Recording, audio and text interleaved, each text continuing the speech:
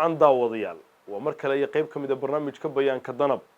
barnaamijka bayaanka danab waa toddobaadle aan ku soo qaadano warar sheekooyin iyo waraysiyo aan la yeelano taliyaasha iyo ciidamada kumaandooska danab ee u taagan sidii dalkeena Soomaaliya ay uga dhigi lahaayeen mid nabdoon oo xasiloon. barnaamijka bayaanka danab waxaa jimco kasta saacadu marka ay tahay 10 barqanimo aad ka daawan kartaa boggeena YouTube-ka ee bayaanka danab iyo Facebook-ga danab media. waxaad sidoo kale ka dhageysan kartaa idaacadaha kale ah Radio Muqdisho, Radio Kismaayo, Radio Baydhabo, Radio Galgaduud iyo Radio Beledweyne saacadu marka ay tahay 3:00 galabnimo isla maalinimada jimcaha ah. barnaamijka bayaanka danab toddobaadkan waxaan ku soo qaadan doonaa wararkii ugu dambeeyay ee ciidanka kumaandooska danab waxaana kamid ah ciidanka danab oo burburiyay saldhigyada al-shabaab ka soo abaabuli jireen weerarada ay ku dhibaateeyeen shacabka Soomaaliyeed. cutubyo ka tirsan ciidanka kumaandooska danab oo tababar loogu soo xiray magaalada Gaalkacyo olole shacabka loogu wacyigelinayo khatarta cudurka COVID-19 oo ka bilowday gobolka Shabeellaha Hoose. waxyaabaha kale ee daawadayaal barnaamijka intuu hawada ka baxayaan ku soo qaadan doono waxaa kamid ah kaalinta ciidanka danab ee ka hortagida falalka marin habaabinta iyo ka been sheegida diinta Islaamka iyo sidoo kale waxaan ku soo qaadan doonaa sida taliska ciidanka danab ay ugu heelayihiin badqabka caafimaadka askartiisa iyo bulshada Soomaaliyeed. barnaamijku intuu hawada ka baxay waxa idila socodsiinaya anoo Shilaawo Cabdilaahi Cabdiraxmaan.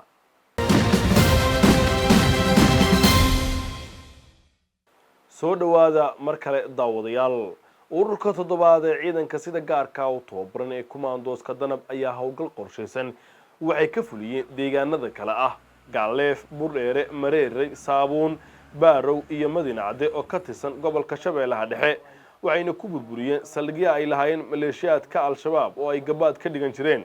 saldhigyada ay al-shabaab ka soo abaabuli jireen weerarada iyo qaraxyada ay geystaan sida uu sheegay kusimaha taliyaha guutada 16aad ee ciidanka kumaandooska danab Dhamme Xasan Maxamed Cismaan Xasan Tuure.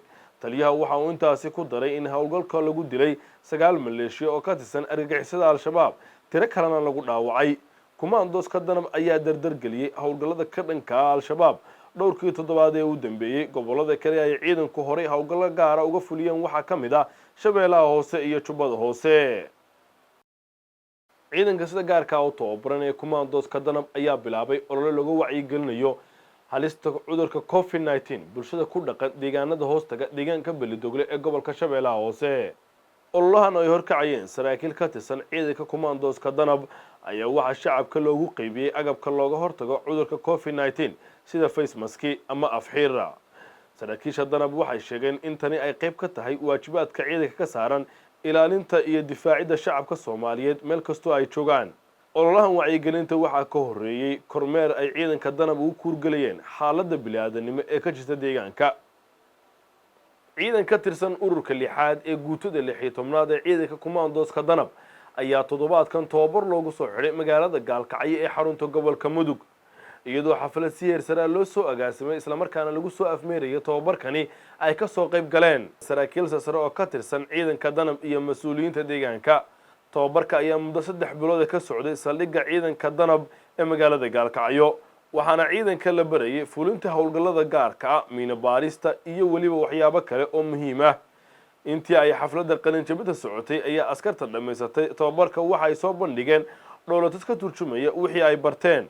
taliyaha ururka 6aad ee ciidanka danab Dhamme Cabdiladiif Axmed ayaa askarta qalinjabisay guddoonsiiyay shahaadooyin iyo abaalmarino wuxuuna kula dardaarmay inay wixii ay barteen ay kaga faa'iideystaan shaqada ay u hayaan shacabka Soomaaliyeed. daawadayaal intaasi waxaa ku eeg wararkii toddobaadka ciidanka sida gaarka u tababaran kumaandooska danab. wali waxaad daawanaysaan barnaamijka bayaanka danab qaybtiisii 3aad. daawade waxaa naga xasuusina inaad rukumato isla markaana ku soo biirto bogga aanu ku leenahay YouTube-ka ee bayaanka danab si aad ula socoto barnaamijyada cusub ee halkaas aanu soo gelino. fasiraadda khaldan ee kooxaha xagjirka ay ka bixiyaan diinta Islaamka sida al-shabaab ayaa waxay keentay in dhalinyarada Soomaaliyeed la marin habaabiyo. hase yeeshee ciidanka danab ayaa ka shaqeeya in shacabka Soomaaliyeed la tuso in diinta Islaamku ay tahay diin nabadgelyo. kumaandoosta danab waxay xaqiijinayaan kamiro dhalinta mabaadi'da diinta Islaamka ay u taagan tahay ee ah nabadda, naxariista iyo wanaag falidda. islaamku ma ahan diin rabshad ama argagixiso, waa diin nabadgelyo oo marnaba aan shaqo ku lahayn falalka kooxaha xagjirka ee ka been sheego waxa ay diinta u taagan tahay sida uu leeyahay sheekh abuukar macalin maxamuud oo khudbadda jimcaha kaga hadlay islaamka iyo nabadda iyo doorka danab ee ka hortegidda fikradaha marin habaabinta ee kooxaha xagjirka. falilah alxamdu dowladda waa soo jeesatay magaalooyinka khudbadaha waa ka midaynay dugsiyadooda waa ka warhaynaa fikirkaas xagjirka inuu kusoo dhuuntaan ka ilaalinaa si ardayda Soomaaliyeed ilmaha Soomaaliyeed jiilka soo koraay uga badbaadaan fikirkan qalafsan. annaga markii waxaan sameynay macallimiintii ayaan u yeernay waa la fadhiisanay waxaan dhahan wixii shalay ka horeeyay oo inta annaga imaan wixii aad sameey jirteen qasab ay ahaayeen cid in ku haysata ma laha laakiin wixii maanta ka dambeeyo fikirka noocaas cid dhiga soo aragno waxa u aragnaa inay argagixisada ka mid tahay. Sheekh Abuukar ayaa sheegay in fasiraadda qaldan ee diinta laga bixiyo ay sababtay rabshadaha argagixisanimada ku dhisan taasoo galaafatay nolosha dad badan oo Soomaaliyeed. hase yeeshee hadafka kumaandoosta danab ayaa ah tirtiridda fahamka qaldan iyo difaaca dalka dadka iyo diinta. maalin walbaba xoohay argagixisada waxay ku mashquulsanaan jireen sida dad ay u weerari lahaayeen ummad u dhibaatay lahaayeen ummad ay barabagaan ugu sameey lahaayeen. hadda laakiin falilah alxamdu gacan ku gambad ay ku jiraan. hadda gobolka aan joogno Shabeellada Hoose meelaha ay ka joogaan waa far ku tiris. Shabeellada Dhexena taliyihii ciidankii iyo howlgalaha ka socdo ayagana waxa waaye baacsigooda socdo. Soomaaliya waxaan rajaynaynaa mar dhow haddii alla eedmo inay wax la yiraahdo khawaarij ama shabaab hala baxaano ama daacish hala baxaan Soomaaliya laga afjar ayaan rajaynaynaa insha Allah taala. meelaha ciidanka danab ay ka howlgalaan waxa ay ka sameeyaan kulamo dadweyne oo bulshada loogu sheegayo in ay iska diidaan in waxa ay diinta islaamku nafartay laga been sheego. jamaacada dhageysanaysay khudbadda Sheekh Abuukar waxaa ka mid ahaa askar danab ka tirsan oo rajeynaya in fariinta khudbaddu ay xambaarsan tahay ay bulshada u gudbiyaan. khudbaddaas waxay khudbad fiican oo meelo badan taabanaysay runtii waxa loo baahan yahay bayna ahayd maadaama ay tahay dadka in la ogeysiiyo wacyiga jira iyo marxaladda maanta la taagan yahay. khudbadu waxay ahayd khudbo oo waqtigii loo baahnaa dhacday weliba khudbadaha ayada sababtayda waxaan ilaahay aan ka rajaynaynaa dad tir badan in ay ku soo hanuunaan. waxay ilaahay aan ka rajaynaynaa khudbadaha ayada khudbo oo lagu dheebsado bulshada Soomaaliyeed wax tir badan ka bedeshay in ay noo noqoto. doorka ciidamada danab ee ka hortagga fikirka argagixisanimada ku dhisan waa mid sii kordhaya sanadba sanadka ka dambeeya. dadaalkooda ayaa dhalinyaro badan ka hor istaagay in la marin habaabiyo. taasi beddelkeeda waxa ay maanta dhalinyaro Soomaaliyeed u xusul duubteen in ay ka shaqeeyaan dib u dhiska dalkooda. ciidamada danab ama ciidamada xoogga dalka Soomaaliyeed guud ahaan waxa loogu taageeri karaa in xogta cadawga la soo sheego. dhalinyarada Soomaaliyeed ee la marin habaabiyay waa dhalinyaro aan naga go'in dad nala dhashay dad aan dhalnay dadna dhalay u badan yihiin amiiradan guudadka hoostooda ka soo hadlay oo inay dagaalamo aan rabin inaysan diin weydin waa u jeedin mashaariic wataane ilma adeeryaalow dhalinyaro tihiin waa in la khalday diinta barta ummadin dib ugu soo laabta. Sheekh Abuukar waxa uu dadka Soomaaliyeed gaar ahaan dhalinyarada ku booriyay in meel looga soo wada jeesto kooxaha xagjirka ah lana gacan siiyo dadaalka kumaandooska Soomaaliyeed ee danab ee ku wajahan Soomaaliya oo nabad ah oo qof kasta uu ku faano.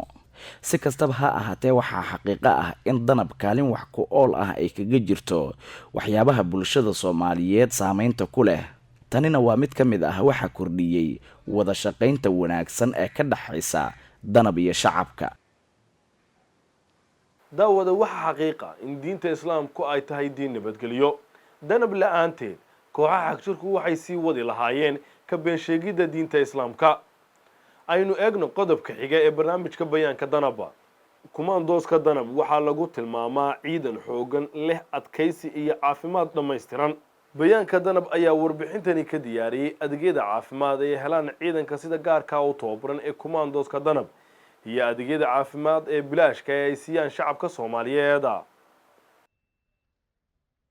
ciidanka sida gaarka ah u tababaran ee danab waa kuwa caafimaadkooda iyo badqabkooda jir ahaaneed aad looga taxadaro oo si gaar ah loo daryeelo, taasoo u sahasha in waqtiyada howlgallada iyo tababarada ay guul weyn soo hoyaan.